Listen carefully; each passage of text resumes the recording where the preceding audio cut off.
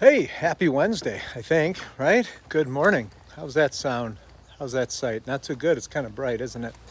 Maybe as I come around here, it'll get a little bit better out of that sunshine. Is that any better? That looks terrible. What's happening? There it is.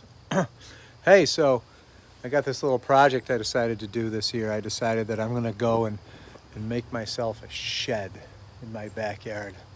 And there it is. I decided that just what I needed was another big structure on my yard, and here it is. All the parts of the shed. And you'll remember we talked about things like simple machines before, and we also talked about angles, like right angles and stuff, and I told you about a square. See this over here, let me show you. This, see when you're looking at all this building stuff, this here, that's a right angle. This here, that's a right angle. And this, between here and here, that's a right angle. You might remember we called those square corners or 90-degree angles or right angles, and then call them squares. This thing here is a square, right? Because this makes a 90-degree angle. So if I take this guy here up in the corner, you can see that's a right angle. So I built this shed. Sheds are interesting. This is all building is kind of interesting stuff. We have right here this stuff called plywood. You've seen this stuff before maybe. Looks like this. And it's interesting because it's all cut in a certain way. I put the camera on the wrong side. Sorry, I keep looking on the wrong side here.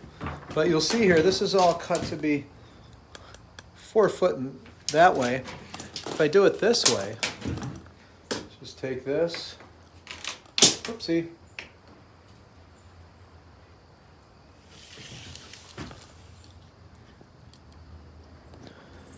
That's 8 feet. So I got 4 foot by 8 foot.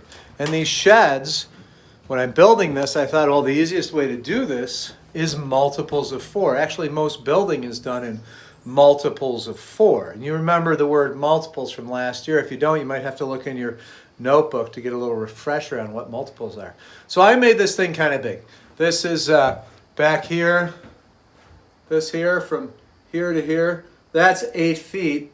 And then the length of this all the way over to there, that's 16 feet, which are still multiples of 4. Now, I'm building this, and one of my friends said, you know what? You did a nice job, but you're doing a nice job. Would you help me build a shed in the backyard? Which brings me to our math problem for today. And it's, he's not quite sure how he wants to build it, but I said, look, I don't care what size it is as long as it's in multiples of 4.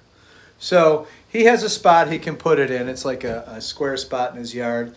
And he has enough room in one direction for 16 feet, and he has room the other direction for 16 feet also. So what he said to me is, okay, what are all the different possibilities of how big my shed could look? Now, if we think about our shed, if we were to go way up high in a drone and look down, what shape would this shed be? It'd be a rectangle. Because, and even if it was a 4 by 4, it would be a rectangle. Because remember, a square is a special kind of a rectangle. It's a rectangle with equal sides. So my friend has an area, he can hold up to 16 feet in either direction. And he wants to know what are all the different combination size sheds he could build in this space. And so your job today is to figure out and show me all the different shape sheds. Now, here's the trick. Well, it's not a trick, so it makes it a little bit easier. Each side of the shed has to be a multiple of 4. And it can't be bigger on any side than 16 feet. So your job is to figure out all the possible shed shapes that I can make using multiples of 4. And it can't be bigger than 16 in any direction. Now, in your final answer, when you have it all figured out, make sure you cross out all of the shed shapes that are congruent. If you don't remember what congruent means, Look back in your math notebook from last year, which you have in your backpack.